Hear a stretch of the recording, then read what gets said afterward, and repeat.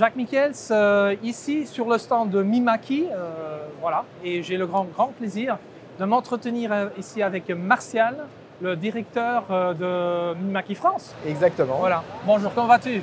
Ça va très bien, Ouais. et toi? Ben, excellent, excellent. Merci de ta visite sur notre stand. Ben, merci de nous accueillir. Ben, c'est un très grand stand ici sur Cprint, Oui. donc je crois que vous êtes un des fournisseurs, je dirais un des exposants les plus importants ici à Cprint. Oui, exactement. Qu'est-ce que vous avez pris ici sur le stand de Novotrice? Alors en fait, pour rebondir sur ce que tu dis, c'est vrai que Mimaki, c'est le constructeur dédié entièrement à ce marché du digital et du grand format, et le seul à intervenir sur toutes les technologies qu'on peut connaître dans ce marché. Donc on a pas mal de nouveautés sur ce salon Cprint. C'est toujours très sympa pour nous de réserver des nouveautés ou des premières européennes au marché français. On a tout d'abord des innovations applicatives, et ça c'est très important parce que c'est une demande croissante de la part de nos clients, tant les imprimeurs que les industriels. On a des nouveautés applicatives sur la partie UV, je parle là des UV Roll, et notamment on va venir ajouter des effets qualitatifs à nos partenaires en ajoutant du vernis sélectif qu'on connaissait déjà, mais maintenant soit gloss, soit mat. On va aussi apporter pour la première fois au monde une application 2D sur l'UCJV 330. On a également des applications de filigrane, donc vraiment là des choses qui répondent à la demande croissante du marché, à beaucoup plus de qualité, beaucoup plus de valeur ajoutée, la façon dont on peut accompagner nos clients imprimeurs notamment, et toujours avec cette force de l'UV. C'est aujourd'hui la technologie la plus durable du marché, d'abord parce que c'est la technologie qui consomme le moins, pas de chauffe, donc très peu de consommation énergétique, et bien entendu pas de COV puisqu'on est sur un flashage, donc c'est vraiment des nouveautés qui répondent au marché. Et après, on a aussi des nouveautés en lancement machine, en complément de ces applications. Bien entendu, la DTF, puisque aujourd'hui, on est le seul acteur institutionnel japonais à proposer une solution DTF sur ce marché. Ça, c'est le direct to film, hein? Oui, direct to film, exactement. On a démarré il y a un peu moins d'un an avec la TXF 150 qui s'est déjà vendue à plus de 300 unités sur le marché européen.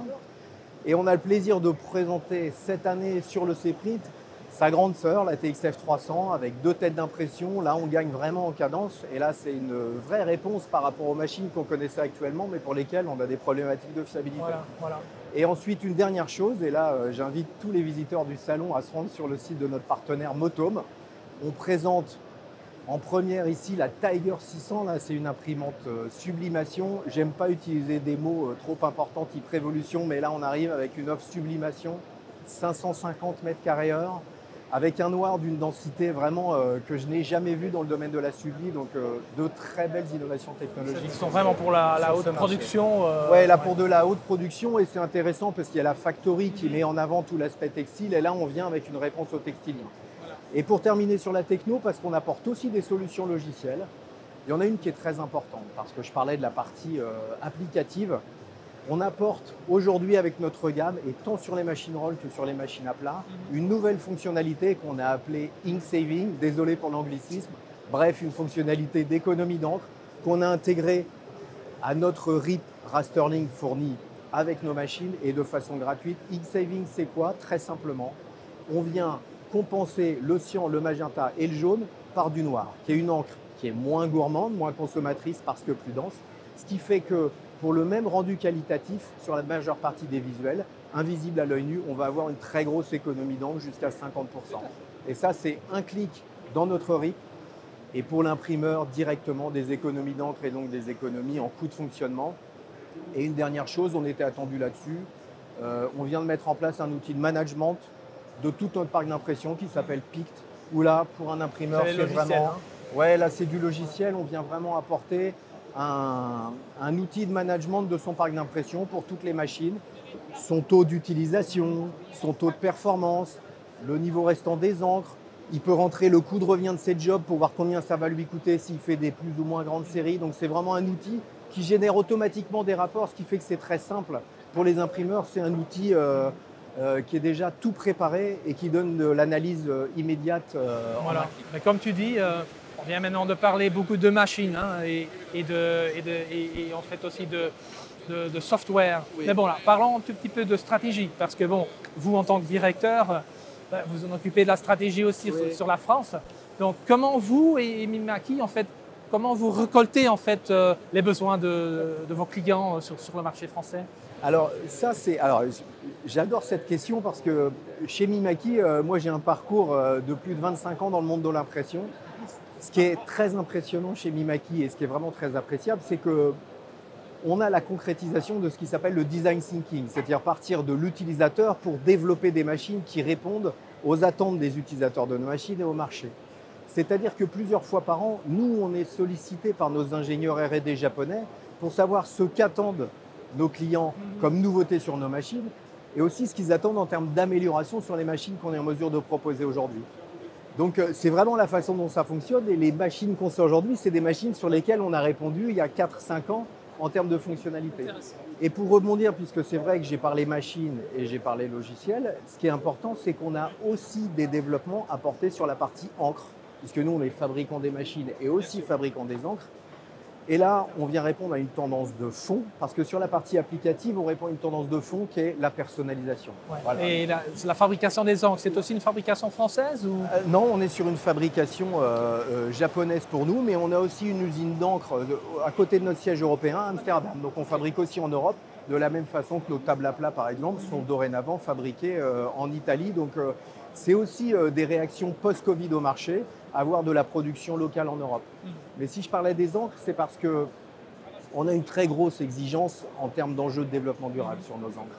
Et aujourd'hui, l'intégralité de nos encres sont certifiées Green Gargoyle. Ça veut dire que sur tous nos développements, y compris le DTF où on a créé une nouvelle encre, on est validé pour des environnements petite enfance, on est validé pour des environnements santé. Donc ça, c'est un point très important. Donc l'agenda pour le écologique marché. en fait. Exactement. Voilà, ok. Et même chose pour la partie, je parlais de la Tiger 600, la nouvelle machine très haut volume en sublimation.